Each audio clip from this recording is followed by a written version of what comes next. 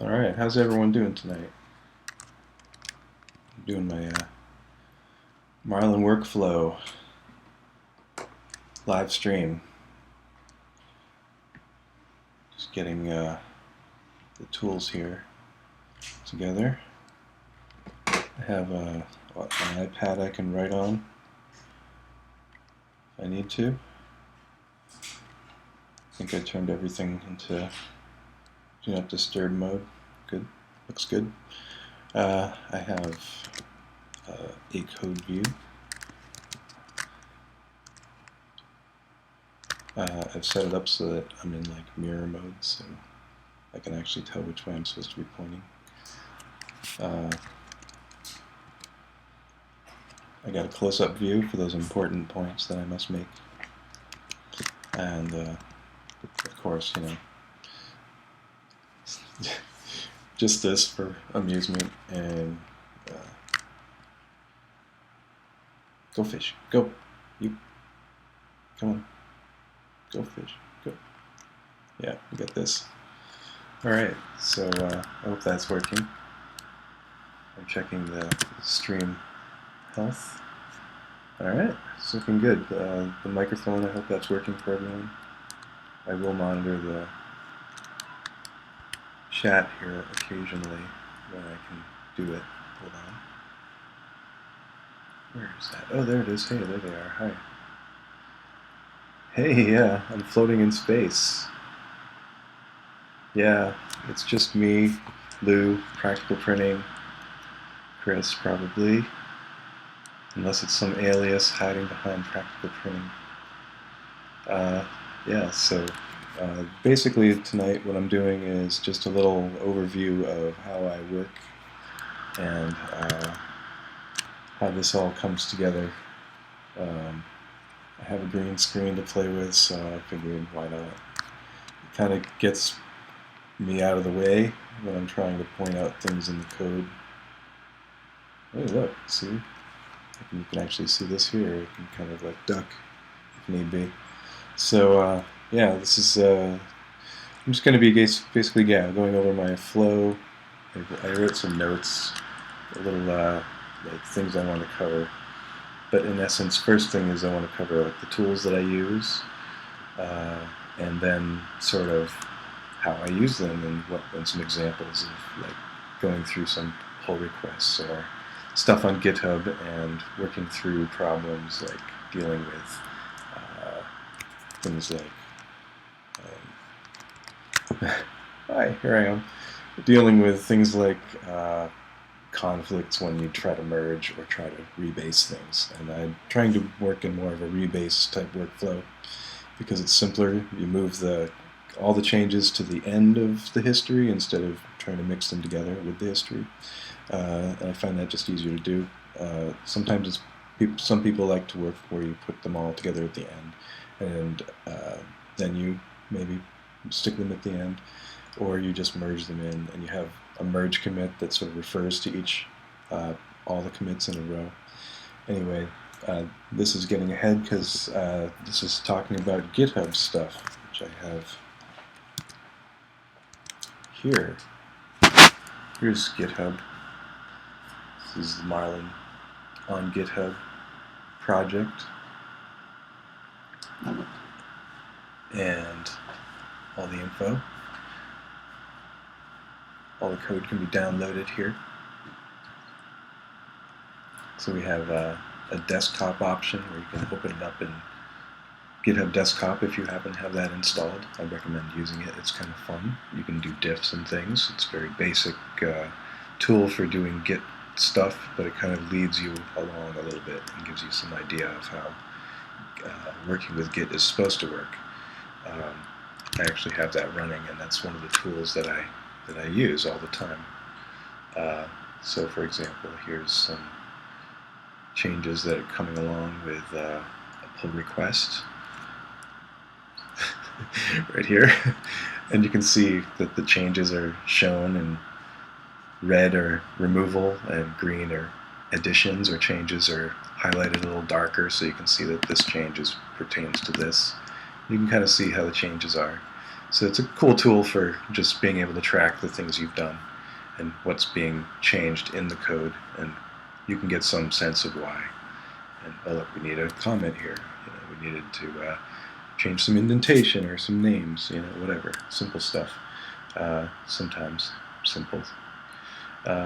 And yeah, just basically, so it lists your all your changes on the left. So every time that someone decided this is a set of changes I want to keep, and there's one of those merge commits I was talking about, that you can see there's lots of changes here because it actually lists lots of other commits.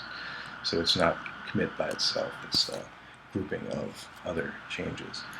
There's also regular old commits, little changes like this one, just which headers included, and yeah, things like that are done all the time. So this is a good way to track. In fact, this is all the changes. Like if you scroll down, you'll basically see the whole change history of Marlin for the last several months, weeks, years, days, hours. So yeah, it's a continuous thing, and you can see all the changes by file. So you can see that sometimes a commit is just some one small thing, but sometimes there's several files. But we keep track of things in branches. So if I have a set of changes that I want to keep called foorex for my one of my printers here, then it's an A20M, and yeah, so I have some configs for it, and then like all the stuff that comes before, like the last few things, is actually the history of Marlin all up to that point. So it'd be nice if there was like a big dark line here to show, oh, that's Marlin up to, say, what's on upstream, and then everything after it is my configs. But you can kind of tell, oh, that's something that was done as a pull request because it has this special number on it, and if I were to click on that, it'll take me to that change.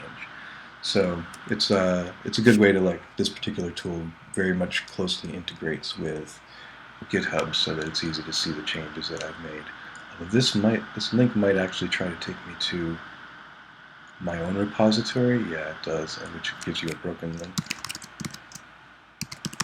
So that's one of the things I hope they'll fix. But if I go to the right place, see, I can see, oh, this came from this fixing of the e-steps. So I can see this particular change right here was done and brought in and merged. And you should calibrate your e-steps anyway, yes. And sometimes even after merging, you get good advice added.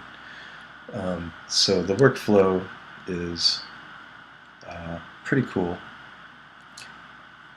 You get to go from this to the web and work on the website and back again, and you can see the changes in here also on the website. So, like, for example, these are 2 changes that were recently made, and you can see there they are also here in GitHub Desktop. So it's a really cool tool for working with the changes that you've made. And when you want to make new changes, say if I wanted to go and work on my stuff, I'll jump over to Sublime Text, which is another tool that I use. And so I'll just close these files since they're not pertinent to what I'm doing. And I'll open up my configuration. And let's say I want to change the name of my printer from foorex A20M to foothang. I can do that, and then when I go back to GitHub Desktop, it'll show me changes. Up there's 1. So I'll go over to it, and yep, sure enough, it shows me that I've removed this and added this and changed it to thang. So now I'm going to say, oh, I want to change my name, change machine name. And this, when I do this, I'm saying I want to commit this change into this branch and keep it. And so now if I want to push it, I can send it up to my fork. And if I oops, this really should be able to show me my fork, but let's go to the repository. Yeah, sometimes these menus don't quite work. GitHub Desktop sometimes has bugs, but they update frequently. But if I wanted to see this on the GitHub, I could go and I could take a look at my branch there, and I could view these same changes would be visible on the web, through the web. So that's one tool that I use a lot. Another tool that I use an awful lot is Terminal, and you can see here right now that I'm in Terminal, and you can see that I've got it set up so that I can see the branch that I'm working on. In this case, it's Furex A20M. I'll just zoom up a little bit. So yeah, and so if I do a list, you can see that I'm inside the folder with Marlin, build root, and config, and all that kind of stuff is in here. So, and I also, of course, work on the Finder a lot. So if I were to go to here, is where I keep it, and so this is the folder that I'm working with also here. So sometimes I can make changes here, or I can make changes here and send them up. So if I wanted to take the changes I just did, for example, change machine name, and I wanted to make that a permanent change as part of my configuration, and I didn't, because this is my own branch, I'm just going to maybe merge it with this particular commit here, which is called Furex A20 configuration, which just is the name of my config. So I will sometimes do that, and one command I'll use is mfrb, which stands for rebase, Marlin firmware rebase. And then I'll say 2, because I'm using Marlin 2.0 in this case, and I'll say quick. And that'll just use the data that I have about Marlin 2.0. And it'll let me take this piece where I change the machine name, and I can move it up in the editor, change this to an F, and when I save and close this, it'll take this and it'll do a fix-up, as this line says here. Fix-up, where it takes the change from here and also adds it in with this. And if there's no conflict, like if there wasn't something between the two that it needed, or for example, it depended upon for this change, like a debug PLR, for example, I moved this between them. If this for some reason had some change that conflicted, I might get a message about that. But this is not going to give me a conflict, I don't think. So I'll close it, and you'll see I come back to the terminal, and it tells me that I successfully rebased and updated. And now if I go back to GitHub Desktop, check it out. Oh, it's part of this now. It's got Futhang as its name, just like I had it originally. So if I wanted to then send this to my server, to my fork, I could do a push there.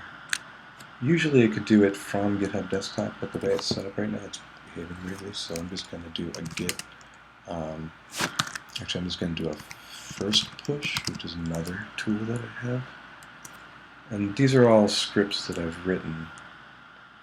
And this takes me here and shows me takes me to the commits page, at least on the website, so I can actually see the changes I've made. So here it is, Furex configuration. You can see these funky IDs. Every commit gets an ID number, so you can refer to them by ID.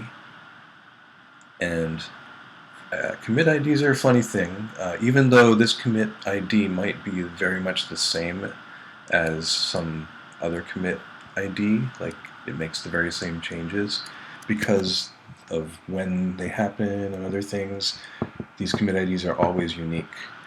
So that becomes important later, but sometimes commits can go away, for example, if you decide to replace them. I try not to do that too much every day, but occasionally it becomes useful to sometimes just to fix things that are last minute changes or whatever.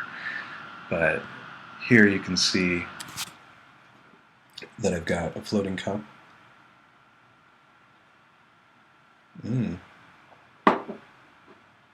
Today's episode is brought to you by water.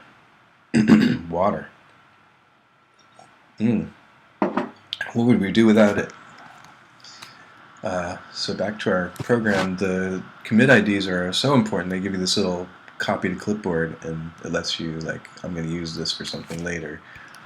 Maybe I'll paste it here and I'll say, git blah blah blah something this commit ID, and now it's in my clipboard. So it becomes, these are really useful little hooks to say this set of changes. So if I actually tap on that, it'll show me, hey, these are the changes you made in this commit, and sure enough, it's my everything, including my change the name to, well, in this case, foorex A20M, because I guess I haven't pushed it yet. Oh yeah, see, it didn't like my first push. It's actually complaining. So I'm going to use actually just a git push force. That should do the trick. Yeah, so now, see, this is where the commit ID becomes interesting. If I go and reload this page with the same commit ID, it sees it, so it still exists. So it's being kept in my fork, but if I reload here, you can see, oh, I've also got debug PLR here. But you can see the commit ID has changed. If you noticed before, it was like 6 something something something. This is now 2D, CE, whatever. Again, if I tap on that or on the title, it takes me in, and there it is. That's my new name, Foothang. So, you know, you use these tools day in, day out for dealing with changes and just kind of cataloging changes that are being made to the source code. And then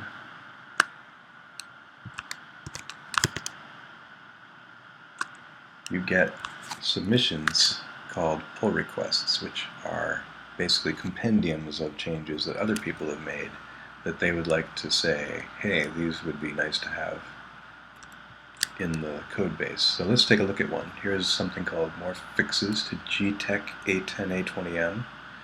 And here today I'm using the web browser, another important tool of the GitHub developer.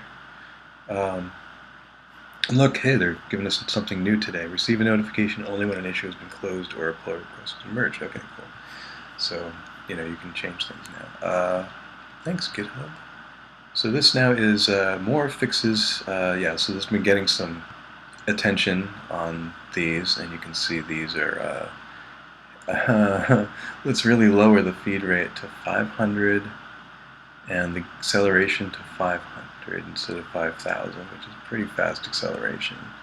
So these are the configs I've been using, so I don't know, I mean, I hadn't found them to be too bad, but the advice we're getting is to change them to this. So I'm going to see what's the bona fides here.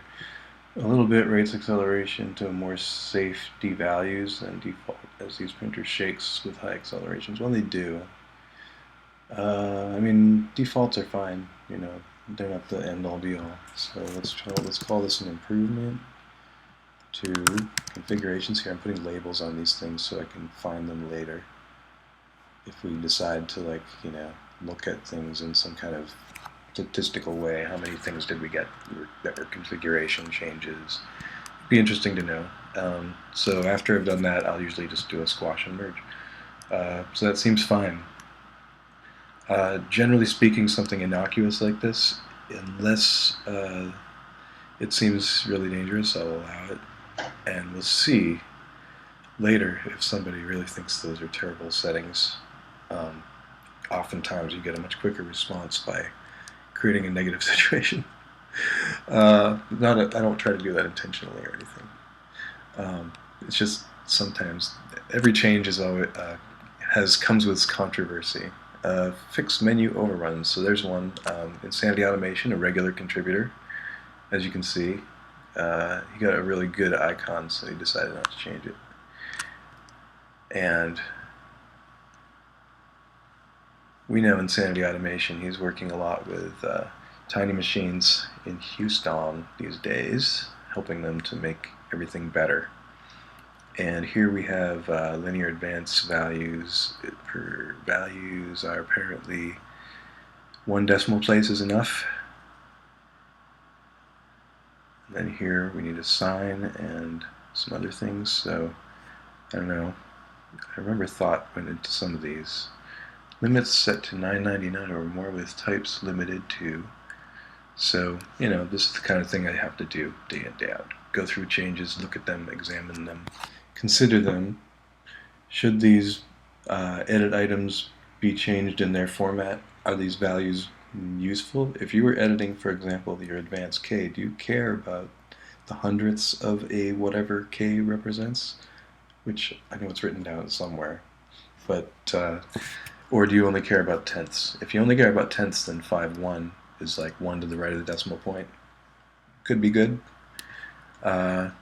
So, these are some things to evaluate. This is the kind of workflow I'm doing today. This one, he thinks it's a good idea. I'm going to go with, we're going to call it improvement because that's what it's touted to be. And I'm going to call it LCD and controllers. And what else do we call this? Limits, safety, okay. But there are 2 issues attached. One is called a bug. I found a bug, my printer Delta. So it's good to know. There's another bug. T-Rex 3 cannot adjust the X offset. So here we have 2 issues where the values are screwing them up. So understandable. Oh look, it only goes to 32767. So clearly we need to be able to do better than that. So we could make this just use larger values to hold these things where you basically would never run into this limit. But this is just one of the examples of something that happened recently because we're trying to basically reduce the size of the data that we're using for the encoder. It seemed like a good idea at the time. But that's the thing, it's experimentation. This is one side effect, and maybe we'll change it back as a result. This is the straw that broke the camel's back on that one. We'll take a look at this more. So, in any case, for now, the workaround is to allow basically tenths instead of hundredths, which is an interesting approach. So 33,200 instead becomes now the limit. Neither of them really seems reasonable in a sense because we're starting to see printers that are so huge, I mean, and this is all millimeters. But for now,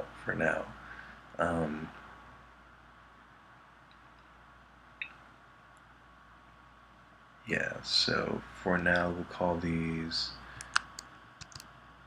a good workaround. I'm going to include it because it is important. So yeah, one of the things I try to encourage people who submit code to do, and I'm always beating this drum, is to give us good commit messages because it's a hassle to have to rewrite them and then look at what's been done. So what do we call this? Menu edit limits. I guess I have to fix menu edit limits for UINT 16 encoder. 16-bit.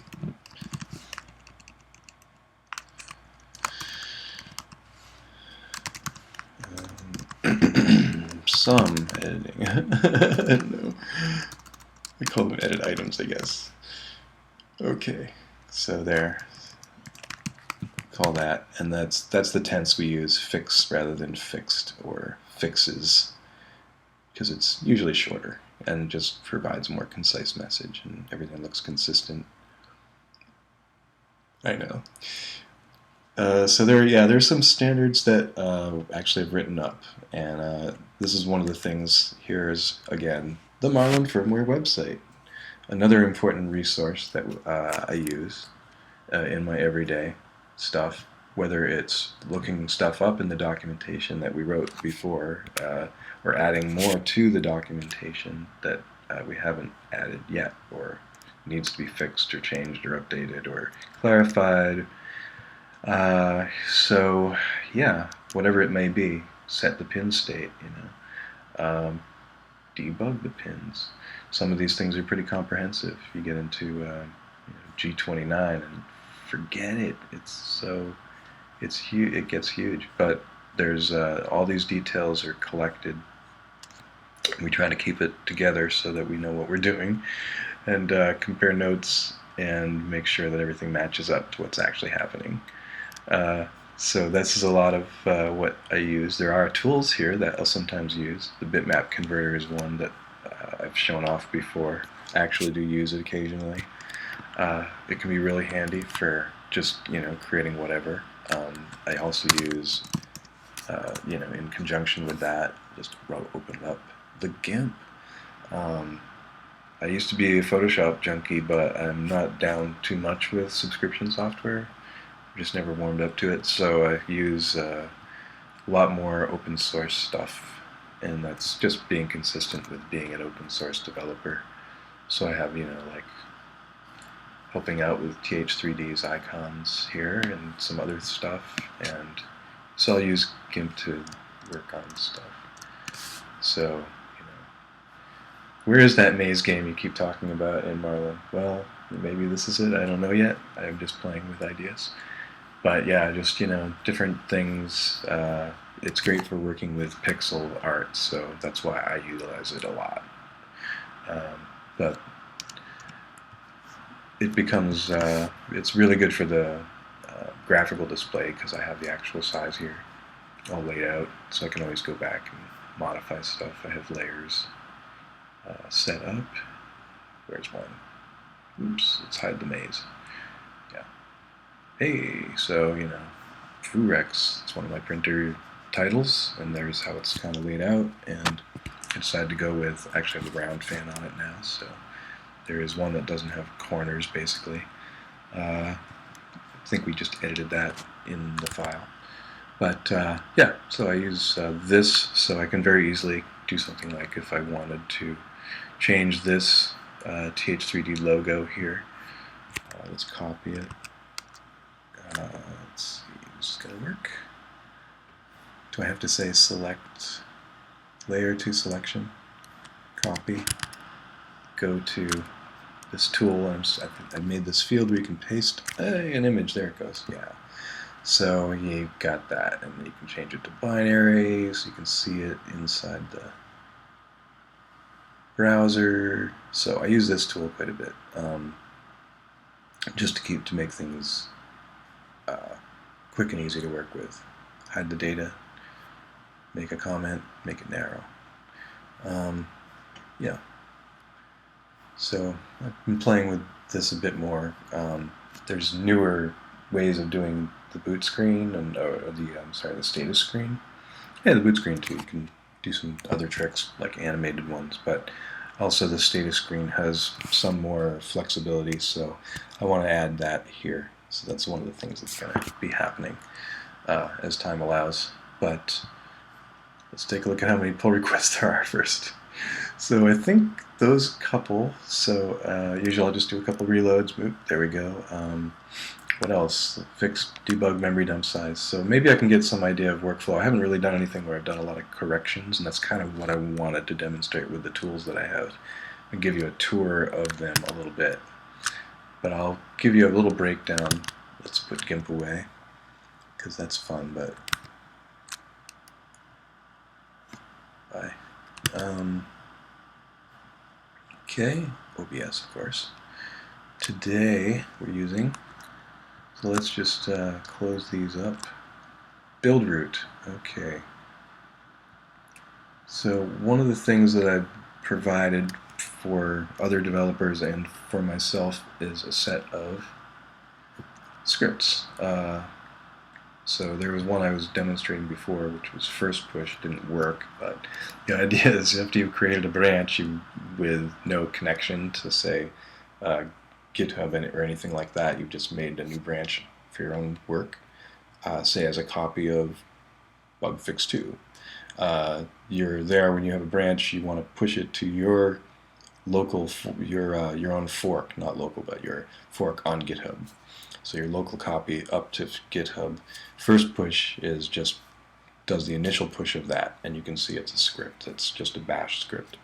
I highly recommend if you're a GitHub developer or working on Marlin especially to get familiar with bash, or at least the scripting environment or the shell environment, where you can just run git at least, and a few other helpful command line tools like grep, echo, base name, the ones you see here, awk, which, just the normal suite of GNU tools, basically. You should have some kind of environment where you can run all this stuff, and then you can use these scripts to enhance the whole process. Through the fact that I've made my editor Sublime, so that it opens, if I do editing in the shell, it'll open up that editor. It makes it integrate more with my workflow, and everything kind of matches up. So I have a whole set of these, so I'm hopefully get a chance to explore their use. So here you can see there's a discussion going on. Don't have to get too deep into it. Robbie's brought something to us, messing with M100, and Roxy's the editor of M100, so she's looking to make sure it's done right, which is how we are. Make sure stuff is done right, especially if it's our stuff. And here we have good discussion, and hasn't been tried on 32-bit, etc. And so the change is very simple, fairly simple. It's just a size of thing, Command Q plus size of blah blah blah. So some simple stuff. I don't know if it applies. I'm just going to skip it for now. Let's take another look at another one that might be more interesting. BL Touch less is good, is as good. Maybe less is more. BL Touch is recently, with the 3.0, getting a lot of attention, and this is lately. There was one change to get it into 5-volt mode, and then there's a software mode, and all these modes are important, but let's see. So here we're skipping the reset. Here we're skipping the init, and we're doing a reset stow, and here's another reset stow, and there's just a stow. I don't know enough about it to understand why people, everybody's finagling, this is how it should be done, this is how it should be done. And the consensus, I need more consensus based on who did the last change. I'd like to reduce the unnecessary BL Touch activity, right? So this is one of the things, is sometimes to make the probe more reliable, there's these extra steps that are taken. You will just make sure it's in the right mode by doing an extra deploy, an extra stow. And here I see, although there is that, it's doing a reset stow, which basically is fine, because if it's already, it's not like deploy stow. So, I don't know. Looks good to me. Again, this looks good to me. And Insanity Automation says, let's get more feedback on what's there already. And so I guess this is a sort of wait and see. Okay, good, great. I was looking for something interesting for this particular live stream, but they're turning out to be pretty boring. Let's see, here's one with a big X on it. Those are always interesting because that needs to be fixed. It's some kind of compile error is going on. So here's something from Bob.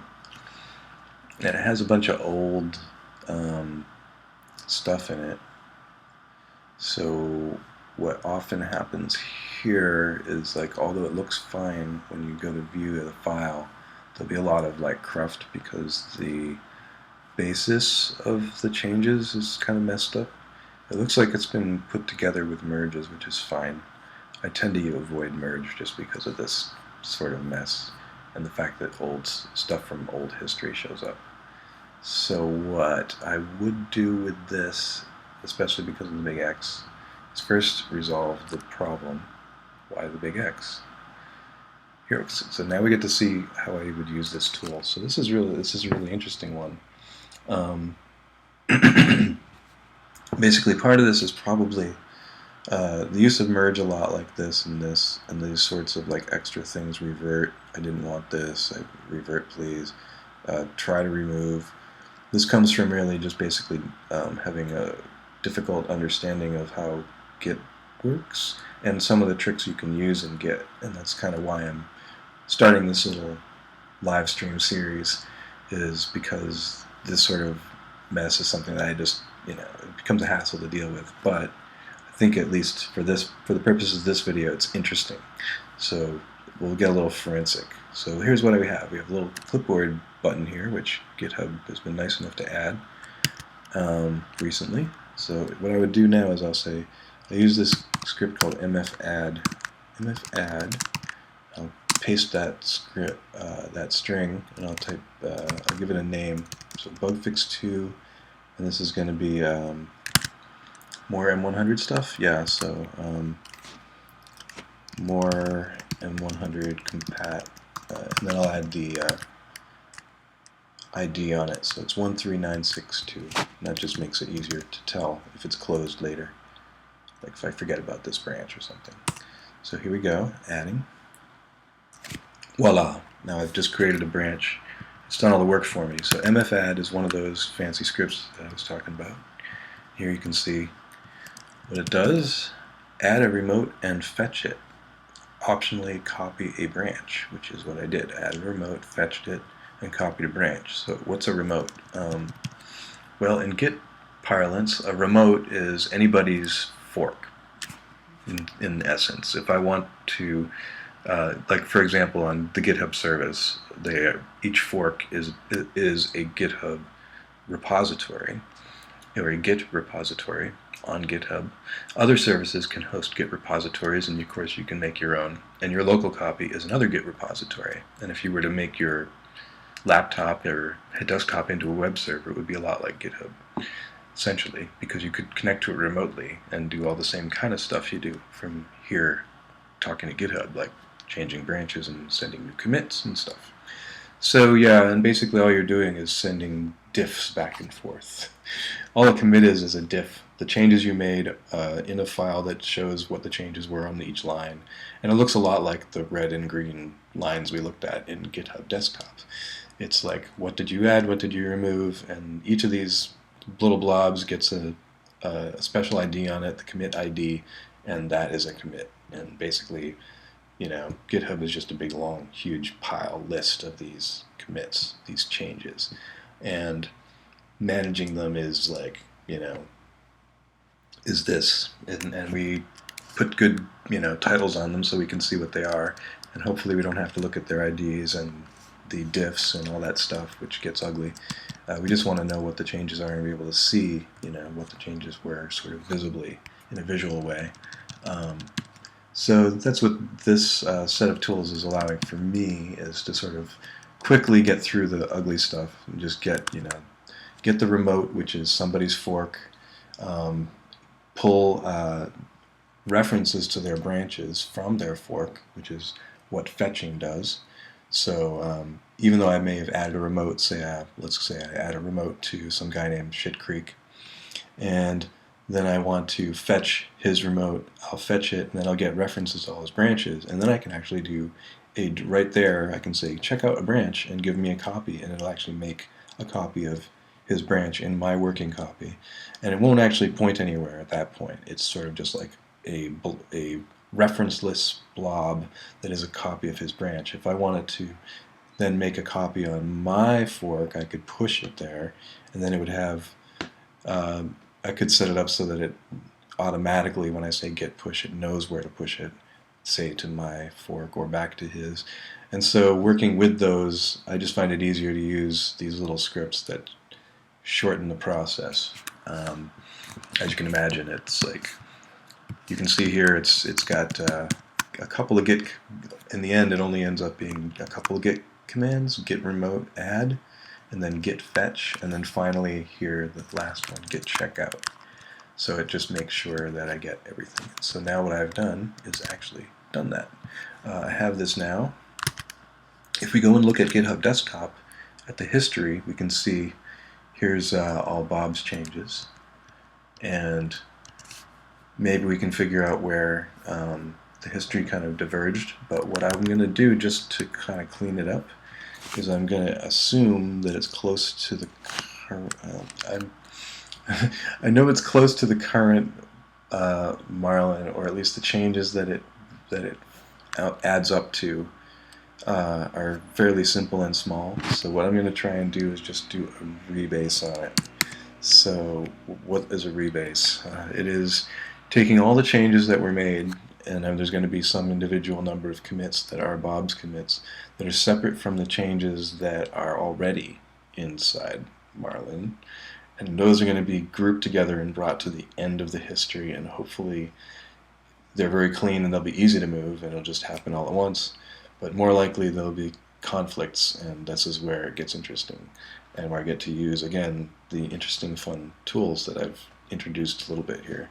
So let's do mfrb, which is my Marlin firmware rebase, quick 02, because again, bug fix 2. It's sort of defaulting to bug fix 1, even though I don't work with that as much anymore. Might have to change that. But we're going in 2 and we're going quick, and if I just enter this command, it'll try to fix it up. And of course there's, okay, so it tells me that on the second try there are 6 changes and the second one needs help. There's things that aren't right. So here's what I will do, is I go back to my editor and I look for a bunch of these, and here, look, sure enough, it says head.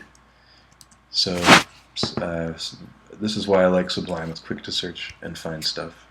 Here it tells me that head has this and that there's something that's been changed. Most likely, maybe it's been changed to this, or maybe this new thing is new and it was near a change. Basically that there's a change near this line. So this is where Git gets a little weird.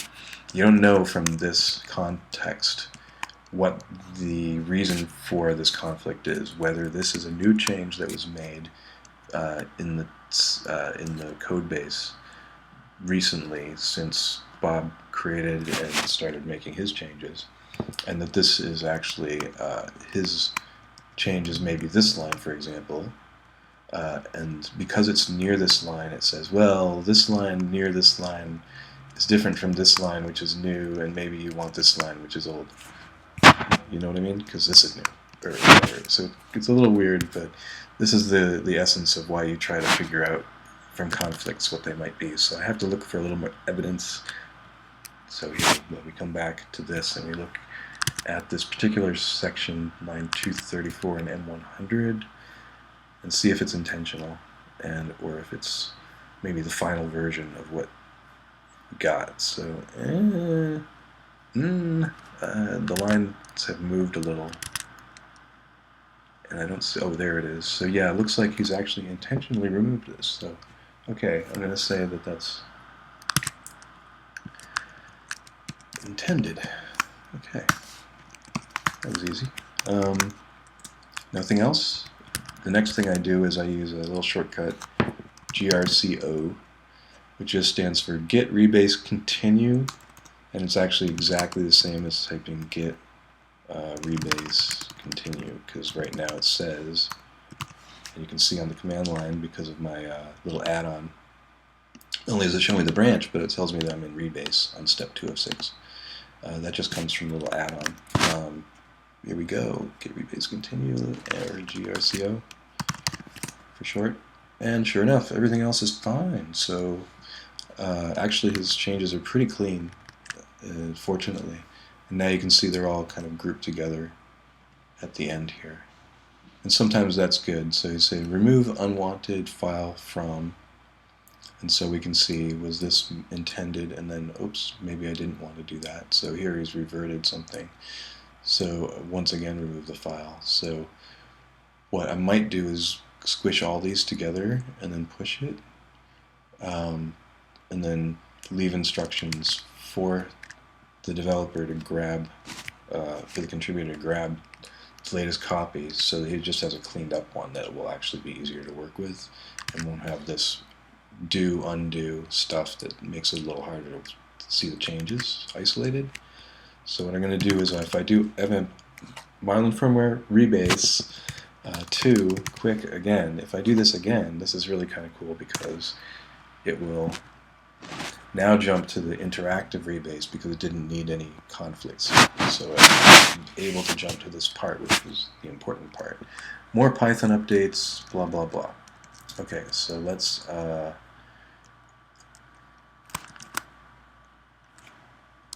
see if more Python updates is one of the things we want. So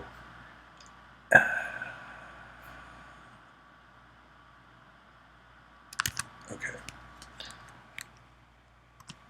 I'm going to do what's called R. What's it called? It's called reword.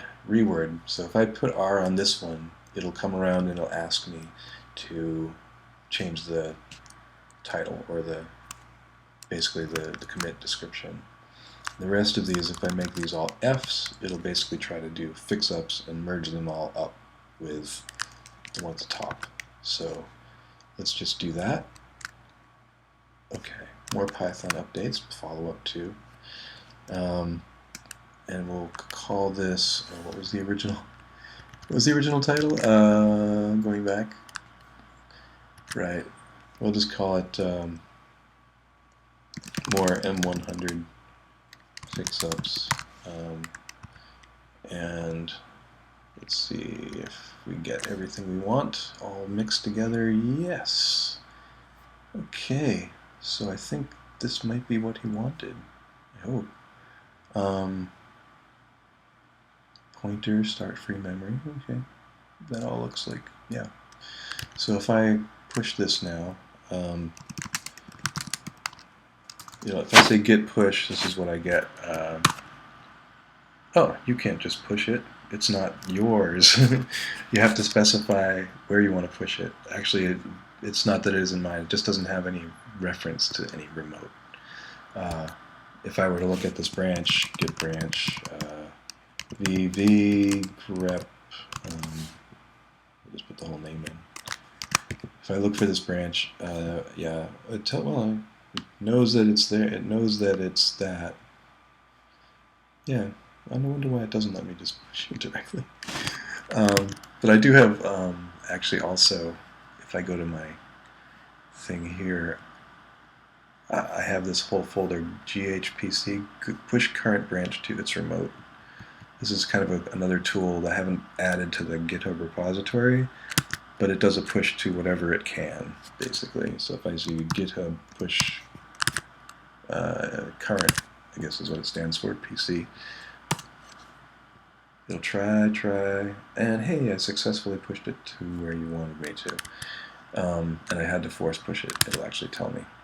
Force push to foreign remote successful is what it says. So now you'll see a refresh pops up on the web, and I have to refresh this. And if I do so, I should see something similar. And now I'll say, just let Bob know. I did a quick rebase and squash. So, as per usual, git check fetch origin, because that's his. From his perspective, it's called origin, is actually his fork. Git check out, make sure you're on the right branch, which is called M100, and of course git reset, and this is the important part, hard. Otherwise, it doesn't do exactly what you want. Origin / M100, which refers to the version of M100 that he just did a fetch from origin for. So each branch actually exists depending. You may have not always do this, but if you push all your branches up to your fork, you'll have them in 2 places, and they may not always match up. But it's a good way to track your changes. I keep all my personal machine configs up on GitHub. So here we are, commit. Voila. So, and this probably will just get merged before he even has a chance to grab it, so it's not a big deal here. Now you see the changes that are being made, interesting ones. If we're working on an AVR processor, because Marlin 2 is all about AVR and other things, Else, if we're working on target LPC 1768, something else is going on. Otherwise, if we're on SAM 3xED, which is do, then do this stuff. Hopefully we'll refer to SAM something something something else soon, because we want to work on Duet and other platforms like it. So we'll probably have a SAM-ish. I don't know how Duet squares with other SAM processors, but from what I hear, it's considered archaic by the people who are real Duet aficionados. But yeah, so this is interesting. This is making M100 more compatible with more platforms, which is great, which is an awesome contribution. Bob always makes really good stuff, even if the commits aren't always the cleanest. He knows what he's doing. So I'm inclined to squash and merge this before it even passes Travis. But we'll let it... see, this is another thing in the tool chest. This is one of the cooler things in the tool chest that we have, is that right now there is another tool that is on the web that is building Marlin, this particular branch of Marlin, right now, like several times, and it's going to take about 15-20 minutes to do it. Here's an example right here. This may be the very one. So I don't remember making any changes that would have fixed this. So we looked earlier at the earlier build. So this will give us a chance to see what this looks like. Right now it's in yellow stage, which means it's pending. So it hasn't checked yet, but it's doing these builds in the background, and we determine what those builds are going to be. And it builds several configs, and we're always tweaking it and adding more options to these configs that it's building. And so here's the list right now. You can see, here's an example of one where it built Mega at Mega 2560, which is your AVR stuff. It built for Do, it built for LPC 1768 and 69. TNC, we have a Linux build, ESP32, and right now we're not doing STM32, but that's just because they were kind of broken. Hopefully the core stuff is better now and we'll be able to use it again. But you can see some of these things take a long time. This one took 28 minutes and 24 seconds, which is ridiculous. I guess that's right up there. And this one took 12 minutes, so it would be good for us to spread these around, maybe take some of the tests on this LPC 1768 that we're doing and move them over to the ESP32. Like, maybe we don't need to do that many builds. But anyway, the TNC35 shows that it failed. It has a big X on it. So I'm going to open this up. And let's see what a build looks like. You can see it's got all this information. It shows us the warnings. Some of these warnings we can't do much about, but sometimes we can. Previous definition, Arduino, redefined in HAL TNC's HAL.h, blah, blah, blah. So some of these things are popping up, which, they're perennial issues that we have to keep patching and repatching. This particular one, M100 unsupported CPU. Okay, so it doesn't like the CPU it's trying to build for. So basically there's been an M100 test, I believe, added to the TNC, but the actual support for it is not part of this. So if we look at the changes that were made, we go over here, we can see, oh, just M100 was changed. But I don't see any reference to M100 in like tests being added. I'll show you that too. If I open up it's called the Travis YML file, this sort of determines which tests are going to run. You can see I've turned off STM32. And it runs these tests. If I open up one of these tests, the teensy one is the one we want.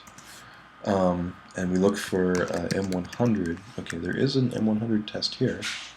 M100 free memory watcher has been added working with that motherboard. So let's see, has it been there all along? I guess it has, because it's not new. So whatever is done here must... Oh, well, I think the issue is that it's not checking for TNC. But Teensy is actually AVR compatible in a lot of ways. It uses a lot of the same Arduino stuff, so it actually should work. So I'm going to actually assume that this M100 stuff that he's done here, where he said look for AVR, what file was it again? Okay, yeah, this one. It is this one. AVR. Okay, so if defined AVR. Okay, so what does Teensy define? Let's take a peek. I actually happen to know where I can look for the clue. Is I can just open up the Teensy35 HAL and I can look at something like this where it says if defined one of these. Oh, that's not exactly what I want. Maybe HAL.h says something like CPU Teensy.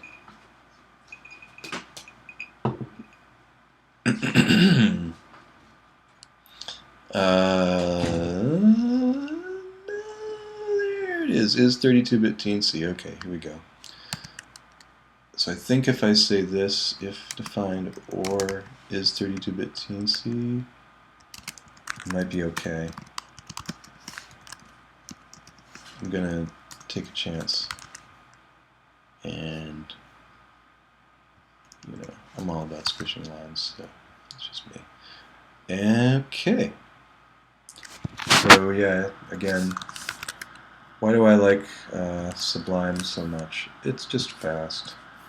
It's a very fast editor, quick to get around, and if you want to add add-ons, you know, you can do it. I've written my own. Here's Atari Tools.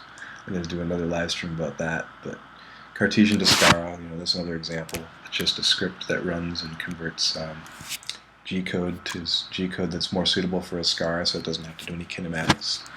You can skip the kinematics. It's kind of nifty. Actually, that came from Evizor, so, you know, just borrowed some of their ideas and brought it into a Python script that works inside of Sublime because it's programmable in Python. So if you want to write extensions for it, or have an extensible environment, a lot of them are Python based. Another tool that I use, which I have open here, is Visual Studio Code. So I should mention this while I'm doing this. I don't want to drag this out at too much length. I just wanted to show a little of my workflow and a little about my tools. And I will show those Git helper scripts in more detail just to give some idea of how they work and why I use them, and run an example or two. But right now, let's take a look at Visual Studio. Well, the reason I'm using Visual Studio Code is because it's free, it's pretty quick, and we need it for Platform I/O, which is their preferred host right now. So if I go to Updates, this is actually, I'm looking right now at the updates for Platform I/O because it has its own little home page, which you can see there's a little icon at the bottom of the window. Maybe you can see it. I'll point down that way. Platform I/O home, and that takes you to this home page, which also has updates and stuff. So you can see the AVR. Look, there's an update. Let's get it. And hopefully not mess up the stream.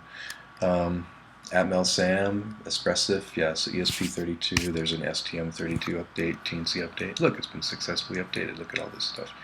I don't need all those messages. Put them in a drop-down Platform I/O.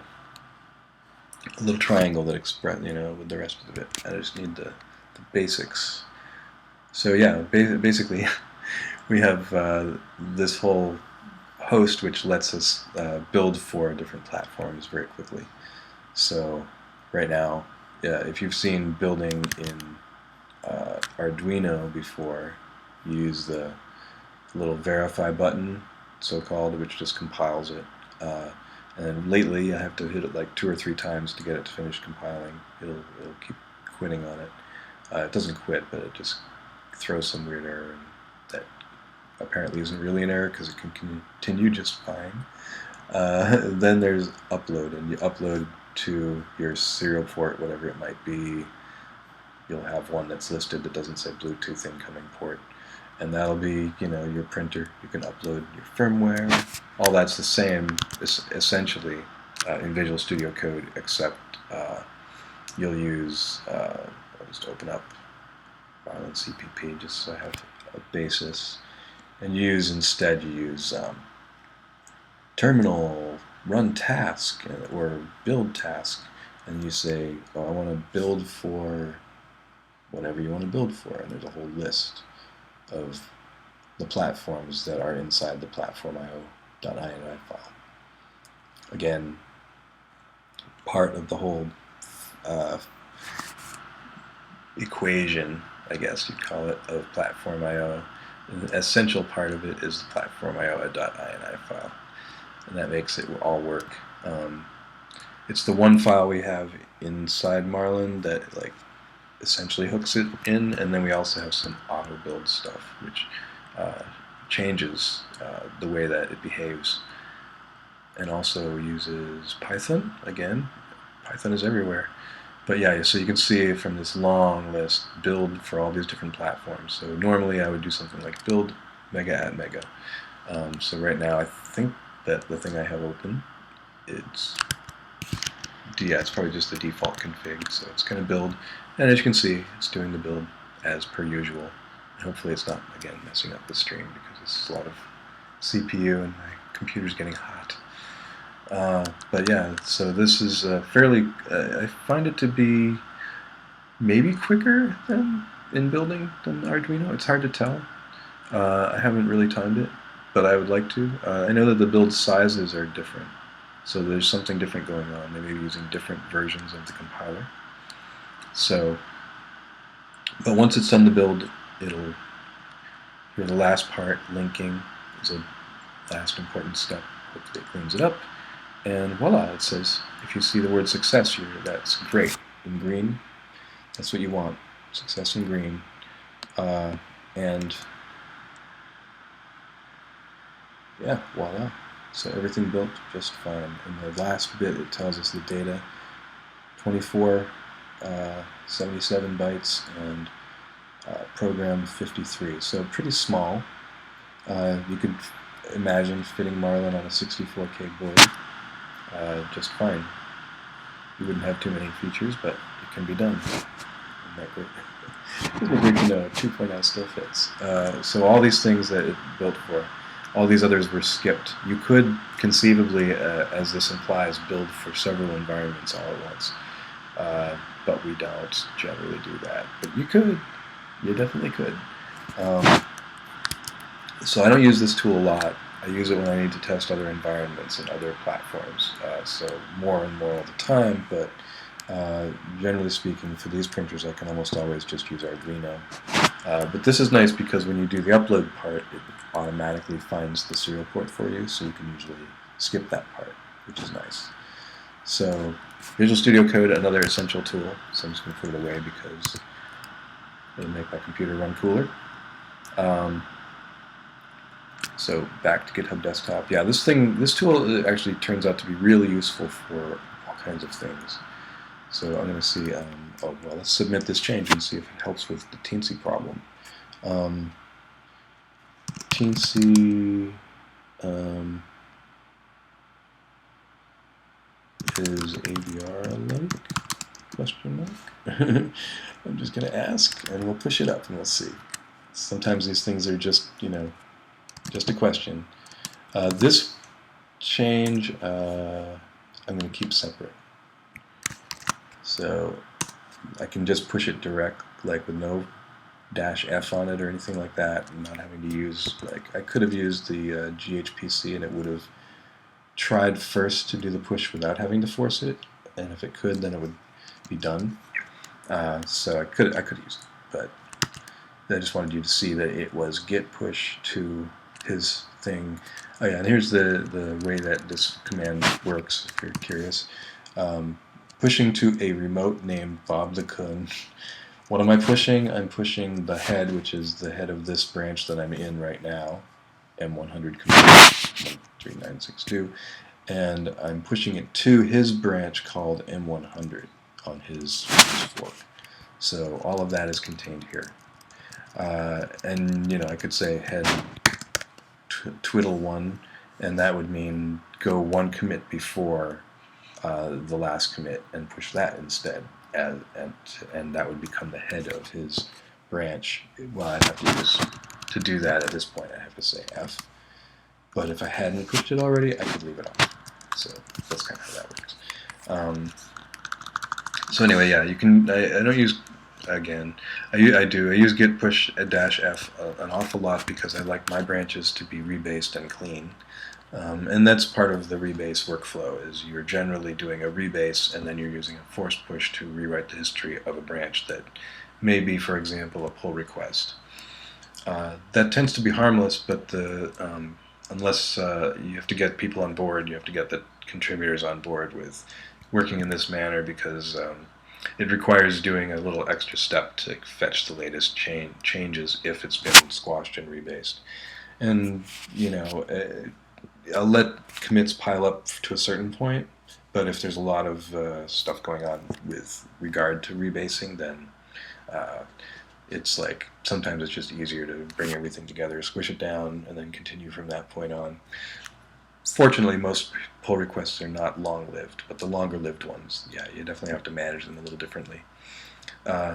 So I'm just going to check the chat, since I haven't for a while, and see what's going on. I just wanted to get, I've been in this flow, going from one thing to another and sort of following this chain. And again, I will get into the Git scripts that I use for shortcuts, because they're kind of fun. And some of the other things that are involved in the tool set, because we actually include a few things. I have, for example, a Sublime project for being able to use Sublime. It lets me hide things that I don't want to have to see, like this GitHub folder, that should show up, but certain other things shouldn't, and some other files, maybe I don't want to search them, so we call them binary. So, you know, it's nice to have this little folder to tell it to do those certain things. Rep tools, you know, we have a Sublime syntax, so it makes the coloring nicer for rep G-code. We have scripts that are used for doing things like creating temperature lookups and finding the missing translated text and all kinds of other things. Yeah, so, but the coolest stuff is the Git stuff, because it makes my life so much easier.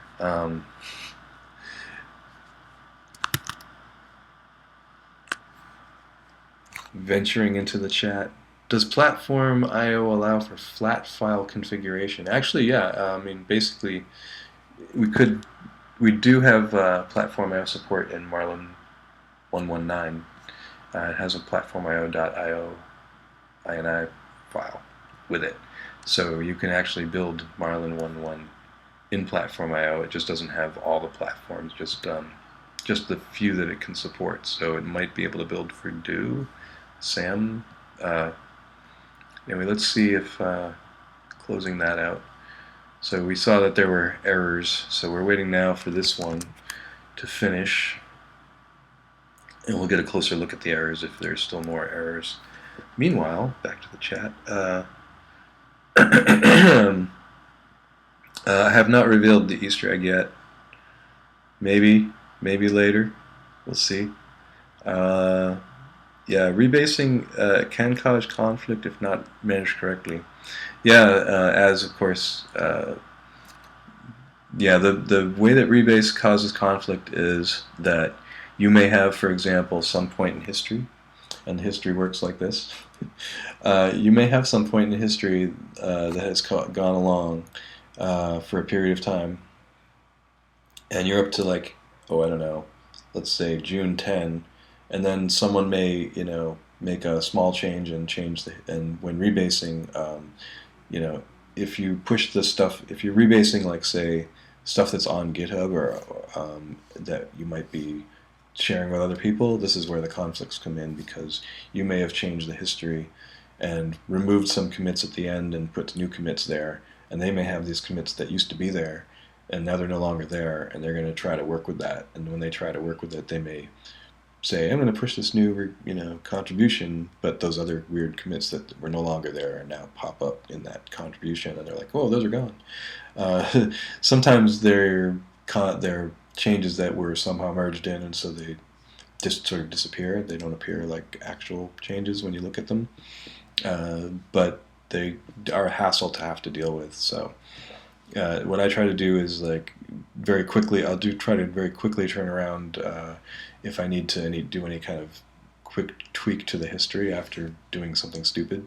I try to do it very quickly so that no one ends up with that extra commit. And generally that works. It's only when working with pull requests that we get a lot of that. It's like we have to work in a kind of a very. That's the thing, is that going back to principles. Source control is no substitute for good communication, so it's important to make sure to get good back and forth and make sure to say, "Oh, I'm planning to do a squash and rebase. Is that cool?" Usually, I'll ask. I guess I didn't with Bob here, but definitely needed it, so that much was clear. Hopefully, and so yeah, it's important to say, I'm going to plan on do this. Is that cool? Yes. Okay. I'm doing it, and then you make sure to coordinate. So, and I'm always doing this with anything that looks really hideous. I'll clean up and push, so people sort of come to expect that from me, and I'll just give them the instruction. Paste these in the terminal, don't even think about it, you'll be fine. It'll give you the latest, and you can go from there. And then, so from this point forward, I'm not going to touch this one. I'm just going to do normal commits, so that you can just use GitHub Desktop, and it'll automatically pull in the changes. And if he makes changes, he can push them, and it'll automatically pile them up. So if it gets to be too huge a pile, and we can't keep track of what the changes were, and a lot of undos, then again, we might squash some things.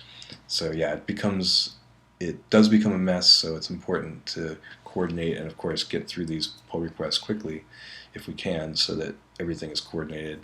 And sometimes I do step in a bit early with all the cleanups, and I need to be able to back off and see when something is taking a while. Usually if there's a lot of activity on a pull request, I'll try to give it time to settle down and see that consensus has been reached before I'll come in and be like, "Oh, by the way, don't forget those, spaces, and don't forget that comma," and all that stuff. But also, yeah, try to make sure that it conforms, and also that it sort of fits with the paradigm to some extent. And there are certain principles that maybe are unwritten that I maybe need to formalize more about that.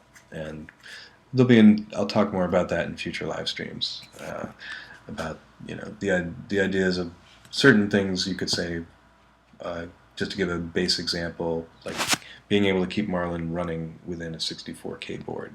That's part of a principle. We want to have it not be so big in its most basic configuration that it requires something that, outrageous. It'd be nice to be able to run parts of it. Maybe you can't run a screen off of it, but at least you can do a printer, a Cartesian at the very least, and have it work reasonably fast and everything else. On old hardware that you just happen to find lying around or whatever. So that's part of it. And to be RepRap friendly, to stay open source, other things, to be performant and keep the code small, and other things, and not just, now that we have 32-bit, let's waste all the space. I don't want to go crazy, I want to remember the very foundations of what Marlin is about, and that we still have thousands and thousands upon thousands of 8-bit boards to consider. So very important. Or anyway, before going too far afield, how's this coming? Is this thing done checking yet? Remember, it did say 30 minutes sometimes. Let's see if it failed any, because the one we cared about wasn't that long. And oh look, it's succeeded undo in 4 minutes. So I think we're waiting for Teensy 35, which hasn't started yet. I could cancel all the tests except for Teensy, but then it would show up as a, with a red X over here, even though those others might have succeeded. It'd be like, oh, you canceled them, they don't count. That would make this one maybe start, but we're gonna wait. We can wait, right? We've got other things to check out. So again, pull requests. There's also a big list of just plain issues. I don't look at this very much. Instead, I will go to this page, unread notifications, which right now is down up to 1,232. But the thing is, I get notifications on everything, like a comment on something that's old and closed, comment on a commit somewhere, somebody opens something and then closes it, a better number. But anyway, yeah, it's this is a huge list, of course, and just endless. Um, and what I'll try to do is, like, first I'll go through pull requests every day because they're kind of a priority. Oh, here's some changes that are probably bug fixes. Who knows? Or maybe bringing us to that next step where we'll finally get STM32 done or whatever it might be. Those are the most important, but I also want to give more time, and I try to give some, to things that maybe haven't been solved. These are, again, everything that people are submitting lately is bugs and feature requests, and those are the only two things that we're actually supporting on this issue queue. So you can see bug, bug, bug, bug, bug, which is great. It's a good thing to see, and a lot of our FRs, which are feature requests. And so I'm going to actually start filtering those with a bot soon, and doing a little bit of closing of old issues again with a bot, which hopefully won't annoy people too much. But the idea is that basically it just makes sure that issues don't pile up to the extent that we can't handle them, because we kind of have definitely a very small number of volunteers, and most of the folks who volunteer and answer these things have a lot of are new. They're just users, and they're just jumping in. They have a GitHub account, and they're just interested in this stuff, and they may have that machine and they want to help. So it's remarkable how much help does come through that I don't have to necessarily attend to, but I do try to look at issues and kind of get an idea of what's going on, and especially my hope is that when issues are being attended to by more people, and it seems very important, that those pull requests will come through, and those will be the thing. I'll find that before I maybe even hear about the issue sometimes. But there's an awful lot, and some of them are really bugs, but actually a vast majority, I'd say maybe 60% of the bug reports we get aren't actually bugs. And probably 20% of the feature requests we get are repeats. So things like that. Swedish language, no one requested it, so we never did it. I have to come back to that because it's just there. So I had to admit, when I was doing my talk, I was like, oh, wait a minute, we don't have Swedish. We just got Vietnamese in there, man. We're going far afield. We're getting everyone we can. We're gonna have Swahili next, and we still won't have Swedish. So where's the request? It's not here. But it just occurred to me. It says, I don't know. I'll just do an automated version, a script that just does translations from Google, and we'll see how they like it. We'll see how everyone likes it. I bet it'll be great. It'll probably be so literal, it'll be hilarious. Tabs and Marlin size. Yeah, well, someone's suggesting that we replace all our indentation with tabs. It's 2 spaces. It's easier to work with spaces because they always look the same. Are all the tabs beta question tabs? No means so. Here you go. It's, again, the web browser, the tool I mainly use. It looks like someone's trying to do something. What's needed to run it are all the tabs necessary to keep. Okay. See, I thought I was talking about the tabs in the code. That's how obsessed I am with the code. No. Can I remove everything in configuration H not pertaining to code or define? I am just a fan of seeing everything on one page or one screen.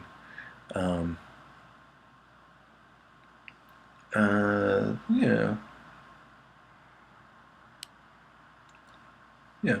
So it looks like a good question. I should close it, I guess, because we're not doing support. I hate to do that. But just for clerical purposes, I'm closing it. Doesn't mean I don't still get more notifications about it. That's the only thing. let's close that too. Let's go back to this one thing we're still waiting for. How's the build coming? Let's take a look. Yeah, and as you can see, these take a while, so it's not like I babysit these. I keep working on other things while these are going on.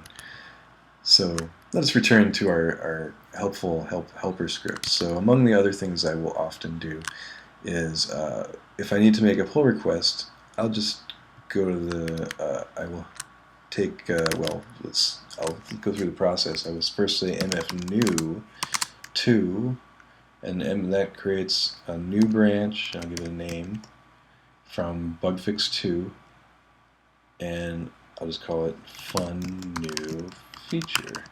And I don't have a pull request ID for it or anything, or I could put that on there too. But so what this does is creates a copy of bugfix2 and gives it a name, fun new feature.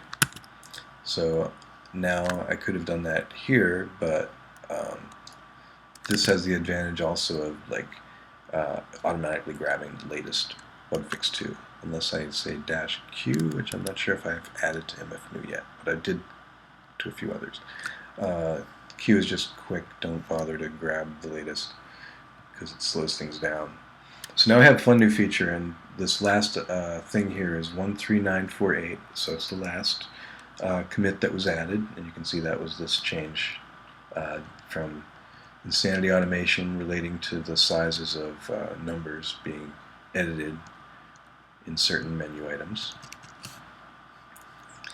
So I have the very latest, and if I were to do that mfrb2 thing, you'll see I come to this file to edit, and it just says no op, which basically means there are no changes between this and bugfix2. So I can just empty it out, and nothing to do, it says. So what I'm going to do is I'll just make a quick change that I think would be really great to have in Marlin, and maybe just for fun we'll use one of my favorite features of Sublime, which is the regular expression search. I'm searching for spaces or tabs at the end of a line. And usually I find some. I'm a little disappointed.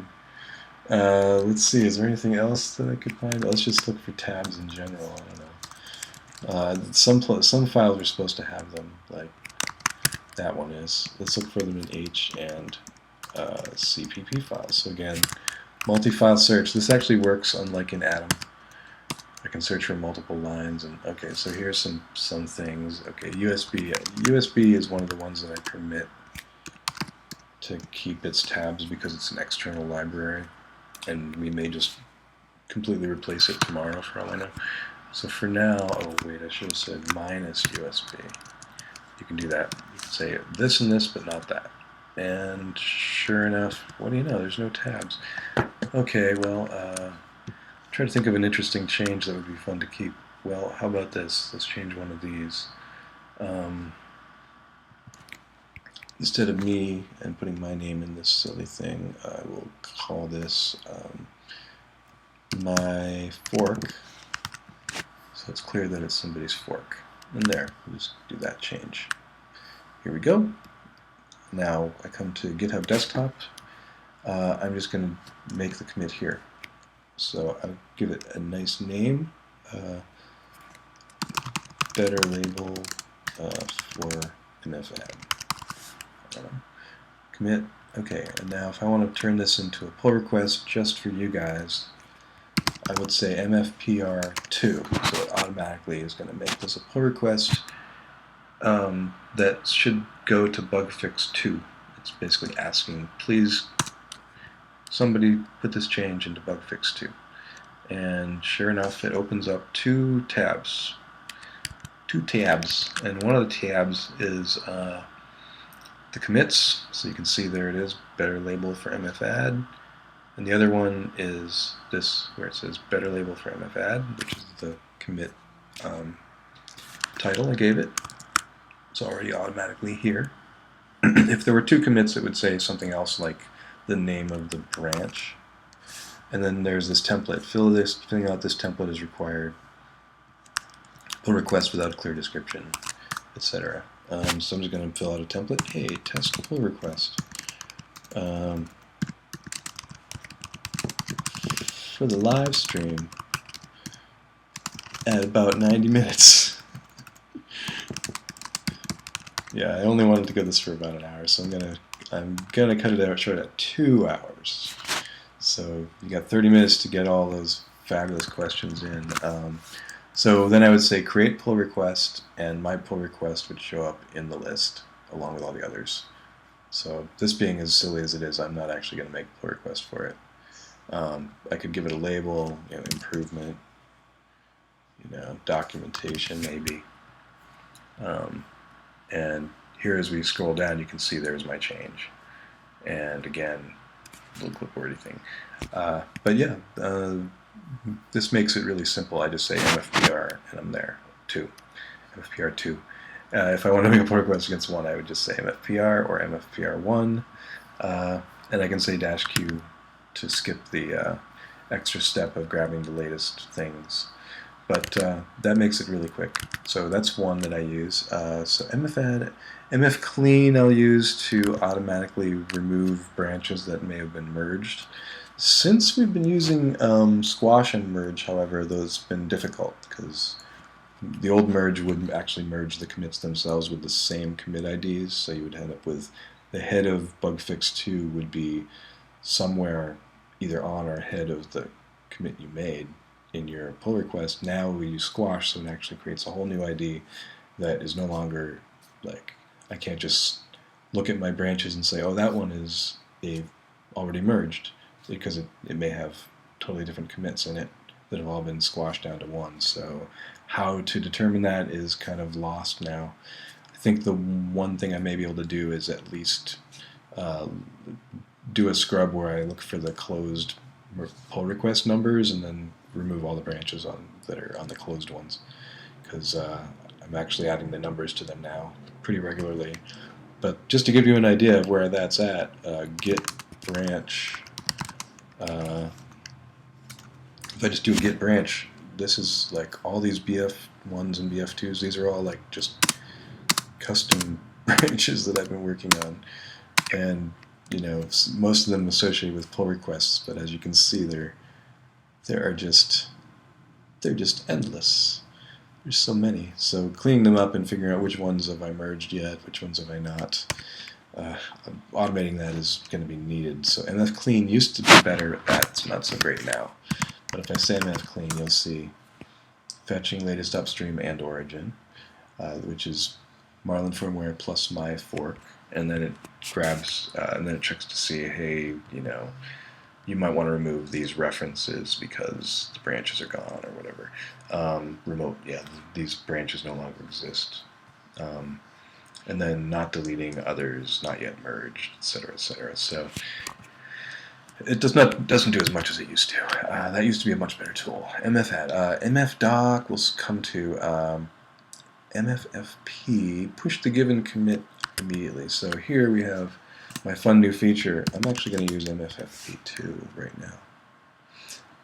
I can use this and you can't. You can use it with your fork, or you can set it up differently.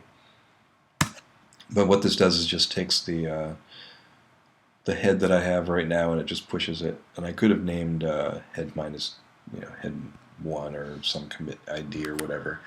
But what that does is it just pushed that one commit I did straight up to the Marlin repository. So this is now, better label for mfadd is now part of Marlin bugfix. So I can, once I've gotten rid of this, once I've done that, I can actually say, let's get check out, come on, bugfix 2, oops, yes, cool, mfclean, let's do mfclean and see if it gets rid of that. Because that actually does match the head of, but no, it's not smart enough to get rid of it. Oh, I really need to rewrite this thing. It used to be so much better. Okay, so let's do git branch d. I'm going to clean it up right now. Oh, I'm not even on fun new. Well, that's probably why. Hold on. Sorry about that. Let's switch to a branch that's just easy to switch to. Foorex. There we go. and do the mf clean one more time. Please work. Clearing the screen.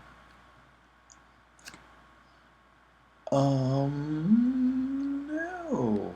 Ugh. Okay, well, so much for that. I'll clean it up manually. EF2, fun. New feature. Gone. And here's an interesting thing about your commit IDs for Git aficionados. Notice this was that, and if I do a git ref log, which is actually another nifty trick to have up your sleeve, you'll see that's actually mentioned. Look at, there's 8 BED. Here, when I did, it says commit better label for MFN, so it remembers that somewhere. So you can kind of poke around in your ref log sometimes to recover things that you may have deleted. If I wanted to get back to this, I could actually bring it back to life by saying git checkout, give me that commit ID, and then create a new branch out of it, and I could say, you know, back to life. And sure enough, there it is, it's back. But I don't want it. Let's get rid of it again. There, go. Okay, so we don't need this. We're not going to actually create that. Besides, it wouldn't let us. Like, if I try to reload this, it's going to say there's nothing to compare. It's already there. It's identical. Okay, so we took that. Here, how are we doing? Oh, look, Teensy failed. So my patch, my fabulous idea, my great concept did not work. Invalid conversion from int to char star. So this is interesting. Why does it say char star and int anyway in the first place? It doesn't seem right. And what is it building for? Well, it is building for Teensy. That makes no sense. Well, I can think of one reason why that would not work. If it's a 32-bit platform, for example, an int would be too small to be a pointer. So what we need is to have the ability to have a pointer be a pointer. It really should be a void pointer, I would think. That's just my thinking. Or have it be a char pointer. I mean, why make it an int? It's very strange. So if I go searching for this sort of stuff, I will not find it because I'm on the wrong branch. So yeah, back and forth. So I'll do my search, we look, we see, okay, clearly 32-bit Teensy did not like this. Let's see if any of these look like they would make more sense. I don't know. I mean, this is what it used to be, is it not? I mean, this is the first time it's been changed. Let's take a look at what it used to be. It used to be this extern char da. So star Berkfall. Maybe we should just put back what it used to be, and maybe it'll like work.